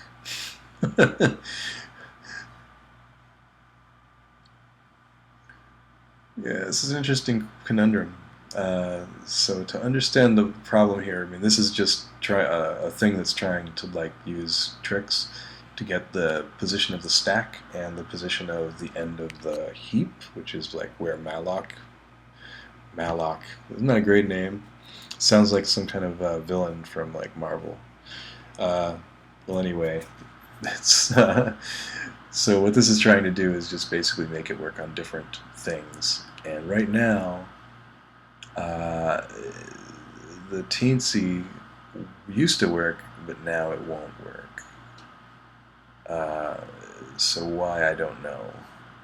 But I think if I were to change these lines, put those back, and I guess end of heap is no longer a thing. So I don't know what that means. Yeah. This is the kind of thing I have to come back to. And my piddling changes to spacing are just not important here at this moment. So we'll come back to it. It's This is another one from this is from Bob, so he's accessible. We can work on this at any time, I'm sure. So there's the basics of how I'm dealing with those. A lot of global search and replace. A lot of global searching. MFInfo, I'll give you a little insight, is the heart of this whole suite of clever little scripts that I have. If I'm inside of a repository folder, and working copy, which I am, if I say mfinfo, it tells me all this cool stuff. So first it tells me that my repository upstream is called Marlin firmware. It tells me that my origin, that is to say my fork that came from that, is ThinkyHead. That's my account on GitHub. It tells me that the repository I'm working with is called Marlin, which it is. It tells me that bugfix11x is the reference to the branch that I care about. So if I said mfinfo2, it would come back with bugfix2, because that's the one I care about. When I'm working with other commands and I say to something, that's what I get back. It tells me also that my current branch that I'm working on is this one, more M100 compat 13962, and I forget why it tells me this again. There's a good reason for it. Maybe my upstream or something? I'm not sure. I forget. But if I look at mfinfo, it'll tell me.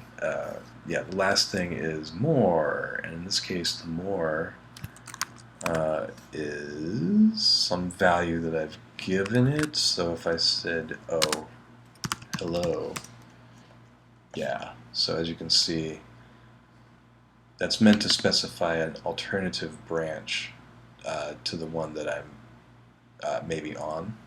So, and the more apparently is the branch that I'm actually on, so that that's still available to the other commands. So most of these other commands call mfinfo inside of them. So if I go looking for mfinfo, voila, look at all these things. They all call it. mf add, even first push calls it. So they want to know what's going on with your info, and then sometimes they pass on arguments. So $at. So again, this is bash magic, scripting magic, but basically everything on the command line gets passed to mfinfo. And so it gets all the arguments and then reparses them and gives back what, in this case, I just want to know what the target is and what the branch is and blah blah. So this is mfnew, which I was using earlier to create a branch. Handy little thing, so it lets me create a branch from Marlin bugfix1 or bugfix2. PR again, pull request. QP is like a quick push. That's kind of a handy one where it'll do a first thing it does is it checks to see if there's any changes, does a new commit with a very short name, patch, does a quick interactive rebase so I can choose if I want to squash it right away, and then pushes the changes up, or even rename it, or change the title or whatever. And then finally, excuse me, pushes the changes up to the repository as, and usually I use it with pull request to make a quick change, or with one of my branches to just make a quick change. So, very handy one. So if I have, for example, my foorex branch, I'll demonstrate it, and I do something stupid like, I don't know, I've decided I don't want to keep that name. I'm going to call it, let's see, I'm going to just call it foorex again. Foorex. And I just want to move this change quick. I'll say mfqp2, and I'll put a Q on it just so it doesn't even pull any new data. And voila, here we are. I just want to take this patch, I'm going to move it up here, I'm going to change it to a fix-up, save, and hit close, and yeah, now it's pushed it up to my fork with that change merged in here, and also it's brought it up to date with the latest bug fix, whatever it happens to be. So this new right before it, you see better label for mfadd has popped up. And now here's my config and whatever else is going on, debug. Oh, and here's, oh, I don't really want debug PLR to be on my fork, so I'm going to say QPQ. And QPQ is another little shortcut I use, which just goes back one commit, pushes it, and then restores it back to the end. So instead, so now I have this is actually up on Furex A20M configuration is in my fork on GitHub, and this one is only in my working copy because they're in order, in reverse chronological order in this list. So I could push one commit to the origin if I wanted to, but right now, I don't know, GitHub is acting a little weird. Maybe because of OBS being running, I'm not sure.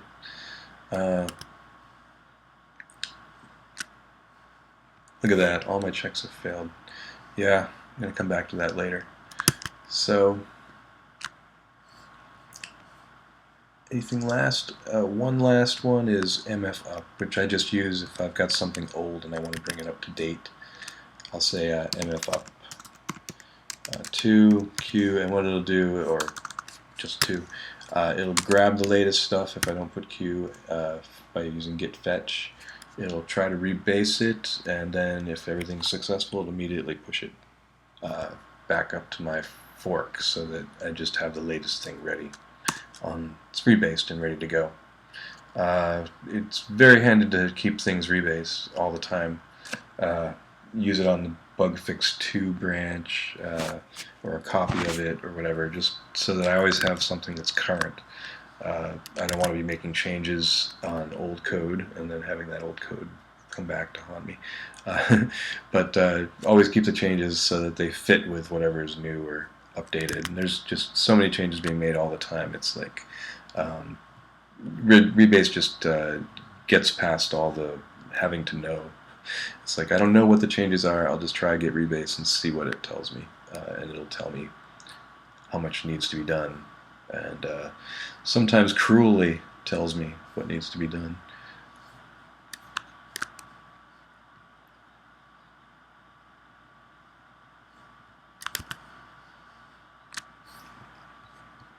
Why not name it Fu Manchu? Well, I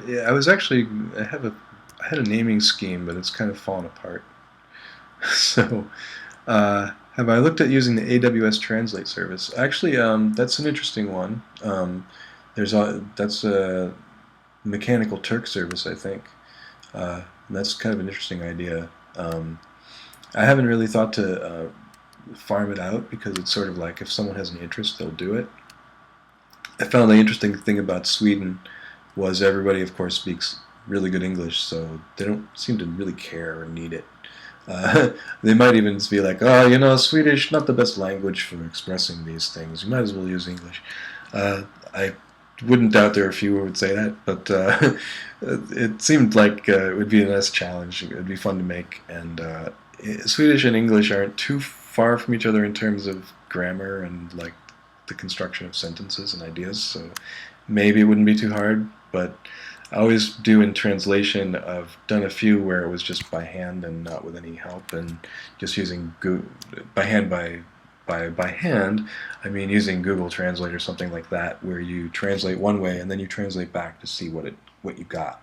And sometimes the translation back is like, yeah, I see why you did that, and you can kind of finagle it until you get the right sense in which it's meant. And some languages have you get used to their idioms and the way that they want things to be expressed. So use that tool, and we have a tool on hand for bringing in the font stuff that we need. So one thing we didn't have on hand was a font that had all the characters with accents like piled up, like in Vietnamese, for the phonetics. So we're having to build that and then import it. So it comes down to like we'll use the tools that we need at our disposal. I think for the font stuff we may do some of it by hand because it's a readable text type format.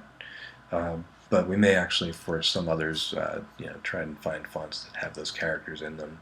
But the size is very restrictive. It has to be like a certain, 6 by 12, I think, is the height. So how many accents can you fit in 12 with a character that may be uppercase?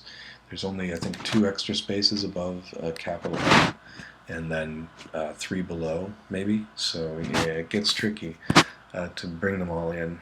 So we're going to have to be cautious about that. But yeah, this isn't going to help. This bitmap converter that we're staring at here is not going to help us there. Let's see. The other tool I use a lot, which I might as well mention before I close this thing out, is Notes. I just keep notes in it. For Marlin troubleshooting, I've been keeping sort of some general notes on that, which I'm going to bring over to the website more. The website we'll talk about more in another live stream, because that's such a big subject on its own. Just editing the documentation, again, I'm just using this editor, Sublime, to do the editing. But I'm using, the thing is built in Jekyll, and if you haven't used Jekyll before as a way to build structured data and have it be a website, and it's something that's kind of almost preferred, I guess, and recommended for doing sites that are hosted on GitHub. It's a really interesting tool, so I'll get into that more on one of the next live streams. Actually, looking into my agenda here, let me see. Marlin Can replies, where is it? Marlin Media. Oh yeah, what's coming up? Sunday, May 11. Let's take a look. I have plans, but none of these are fixed. They're all flexible. So this is Marlin PR's GitHub workflow. I'm doing a little of that today, Thursday, May 8th. I'm starting to do, I want to do a little bit of retro stuff. So I'm going to try on Sunday to get into some 8-bit Atari and weird stuff like that. So that ties in a lot with embedded, because these processors were invented in 1996, the AVR. So that's not too far off from your Amiga days, so they're fast and they're sleek and they're ARM-like, but they're not ARM. And so they kind of come from a similar conceptual family. The 6502 was maybe a precursor to this sort of RISC kind of idea. But all of these are fascinating architectures in their own right, and so I think it's cool to get down to the more simple level. In any case, next week my plan is to get into the Marlin weeds with the code, looking at the execution flow. I'm going to maybe get slides, they'll probably just be browser tabs or something in, get Google Docs or something, but we'll have something slide-like. I want to get into the execution flow and look at just the broad strokes overview of Marlin's architecture, what's going on, and in the code base itself. Maybe something about include order dependencies, which is kind of maybe too high, low-level C++ stuff, but I'm at very least going to talk about how it gets set up and does all its initialization, gets into the main loop, and the parts of it that are running all the time, like the temperature ISR, which is a service routine, and the stepper service routine, and then the command flow, like how G-code gets in, and the event flow, and how that all happens, like when you're dealing with menus and things like that, and just kind of give a broad overview of that. Then that's going to be followed up by thinking about the G-code parser, which is a nice big subject on its own, and kind of getting more in depth with each of those topics. And so that will be fun. And then I have some other ideas about tutorial videos, which are in this note, but those are for future consideration, just kind of some ideas I've been playing with. So I hope you'll come back for the next ones. They're going to be interesting and topical, and get a little more in-depth into stuff in Marlin that is kind of opaque at the moment. So last but not least, I do have a README inside my Git folder, so if you're a contributor, or if you're just thinking of contributing to Marlin, or you want to get into GitHub stuff in general, and you're into, sort of eclectic, I want to, having some shell scripting and web scripting and other things sort of melded together, and you're a jack of all trades like a lot of us are, then check out these scripts and maybe they'll be useful to you as a contributor. But this page, this README shows up when you go navigating on the website to that particular page on Marlin. So if you run to 2.0 and straight to the build root, share, Git folder, there is a README that pops up and actually describes what each of these scripts does. And examples are coming soon. I hope to expand this a little more, but the essence of it is there. Some of this is a little out of date, I guess. Time to update that README. But each of these scripts is useful in its own right, and two of them pertain to the Marlin documentation, so I'll get into those when I get into Marlin documentation.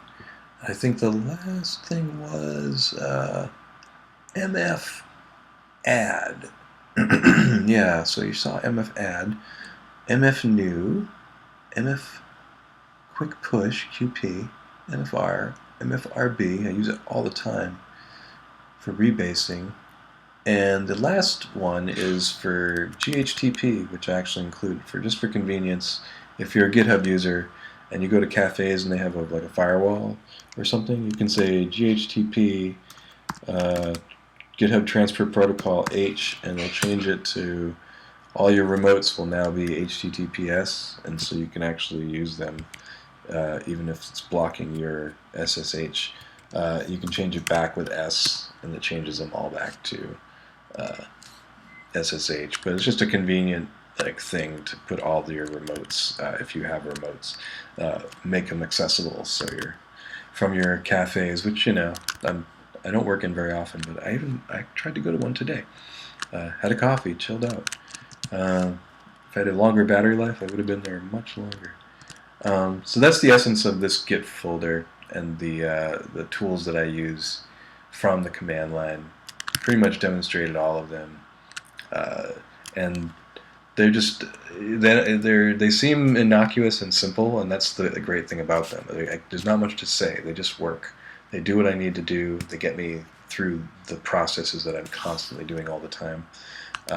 The use of GitHub Desktop is just great if I ever need to compare configs for any reason. What often occurs is just someone will send me their configs and be like, okay, well, I have some issue and I don't know what's going on. Here's my configs.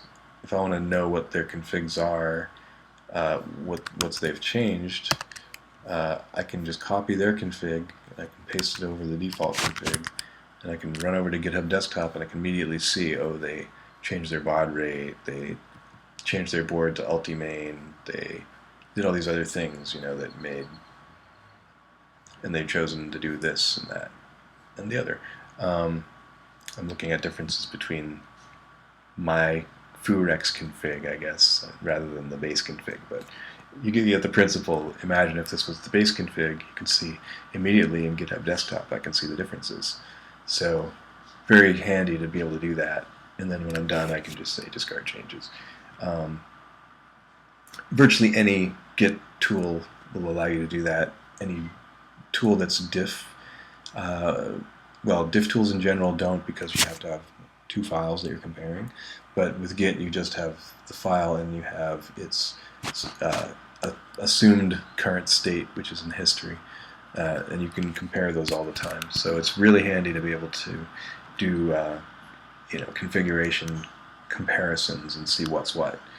Also, if you're just a general user of Marlin and you want to do updates, you can use that tool as a way to do updates, to find out what your config changes were from some older config, compare it to that version of Marlin's config, see what the differences are, and then you can more easily copy them over. So, take it and stick it at half the screen while your editor's on the other half of the screen, and I guess do it that way, if you want to do it that way. So, yeah, there's all kinds of ways to work with GitHub Desktop. Just makes a fun tool. I don't find it super useful for everything I want to do in GitHub, especially if the branch folder is acting up as it has been lately. It doesn't let me delete branches and other things sometimes. But again, they revise things all the time, so that bug could be gone by the time you see this. I have, again, here's a huge list of other scripts that I use, which I might go over in the future. mfdoc test, which just lets me, rather than run the documentation in a web browser, look at it and see if it works okay. I guess I think that's what it does. mfca, which is kind of a neat one that actually just copies the configurations onto all the other ones, which makes it easy to see the differences between the base configs and all the configs, and yeah, basically just very quickly see which ones may need to be updated lines here and there, which might have been missed. We don't usually miss updates on configs, but when we do, it's good to have this tool. I want to automate that more, but I'm not sure exactly how. I guess once I get perfectly clean configs, I could make some kind of diff and then utilize that, but anyway, thoughts for the future. Marlin dump is another one that I like, which again, after I've built Marlin with Arduino, I can use Marlin dump and it opens up the source code, the assembly source code, so I can examine it. And that can be really handy. It's just, the reason I wrote a script is because you never know what folder it's going to be in, so I had to write this whole procedure to find it, because it goes in a temp folder. So yeah, so that was fun. And yeah, there are other scripts which I won't get into. I'm going to take one more. My floaty head is going to take one more question, and then I'm going to sign off because it's getting late. It's around 8. So thanks for coming by and seeing what I'm working on and how I'm doing it. I'm going to be doing this once a week on the regular, just to kind of get the hang of it and see how it all works out. I'm going to continue to have the floaty head, and we'll see how that does. I'm wearing a green shirt today just for fun because I wanted to see how it worked. One less thing to block the view. And let me go back to OBS here so I can see my control panel. Ooh, the Marlin workflow. This is what we were working on today. My floaty head is back. Hi, everyone. Yeah, so let me take a quick look over here. Oh, yeah, so here we are with the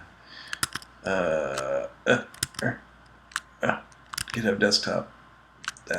Yeah, again, I'm going to try and do this once a week and just cover basic topics little by little. And yeah, like that. So one more question, but yeah, you're welcome, Bikar. I'm happy to be here doing it. It's keeps me definitely engaged all the time. I have I'm not going to point my camera around too much because it's messy as heck in here, but I have a printer sitting by. I have a board, just a bare board with a screen attached here that I'm working with, and a matrix display, like a 8x8 matrix chain that's been fun to play with. And yeah, I'm just constantly tweaking things, playing with the code, trying new features. I've got a couple new UI things I'm working on, which I might talk about in the future, or they'll just deploy them and everyone else will talk about them. But yeah, just stuff is never-endingly fun. Yeah, how often do I run them, Richie? I am running the live streams. I'm going to do this once a week for this particular topic, and then on Sundays I'm aiming to do 8-bit retro stuff that is sort of a little bit on a separate note. And we'll see how that goes. I'm playing with Atari Basic, syntax coloring, and parsing Atari Basic. So that's going to be an interesting subject. And there are other things attached to that. But basically, it's making tools to work with retro stuff. So I'm going to do that on Sundays.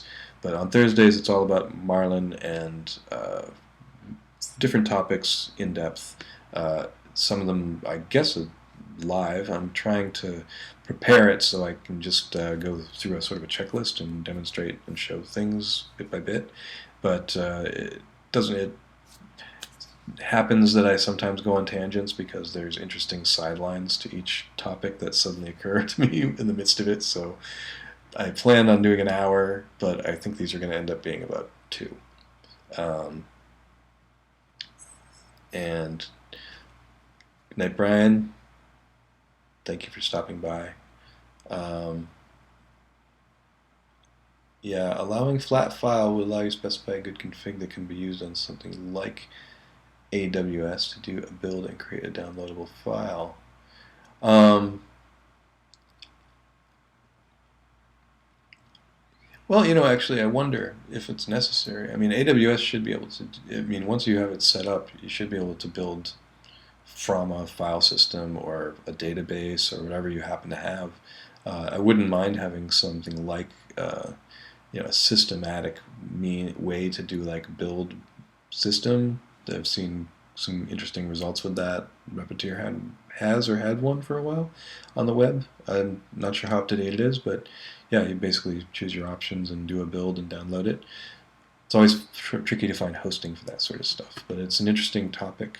It's certainly something that I don't have time to get deeply into, even though it's something that I probably have the skills that I could throw it together, something vaguely. But knowing me, it's just that I know I'd spend a month on it and try to make everything perfect. And there's all this other stuff that's preliminary to it that I've sort of actually been working on too that goes into it, which is collating all the options.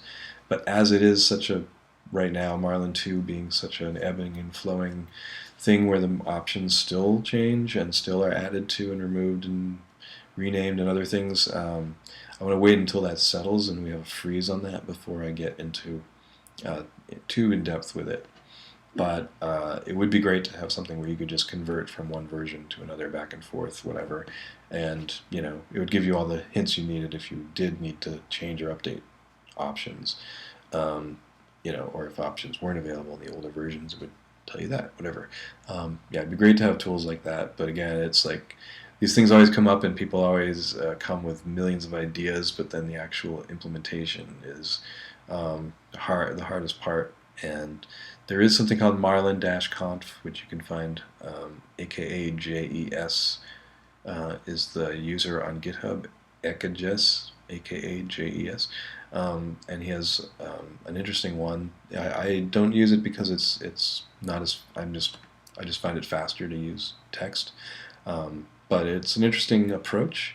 I definitely prefer, and I'm going to aim to get whatever tools we do to be web-based, so that it's just universally available, easy, and also very fast.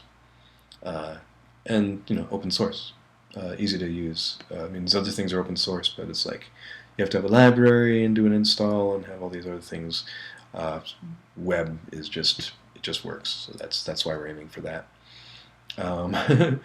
And yeah, actually, I don't know what kind of backdrop would be best here. I mean, there's a lot of options. I prefer this one.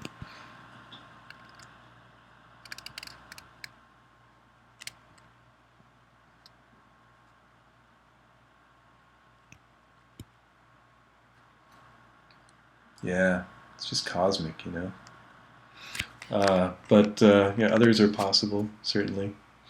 So yeah, a lot to think about. A lot to think about with these live streams. Uh, so thank you, everybody. I appreciate you stopping by. Again, once a week. Don't forget to like, share, subscribe, click the doobly-doo. The thumbs up thing. If you didn't like this, you can click thumbs down. It's pretty rough around the edges, so go for it. It works. But if you did, hey, if you did like it, don't forget, share, like, subscribe, share the love. I have a Patreon. It's linked somewhere in the description. There are other options if you want to support the work that we do, making Marlin. We have a lot on our plate, but the more assistance and encouragement we get, the easier it flows. So, thanks everybody. I will see you all next time.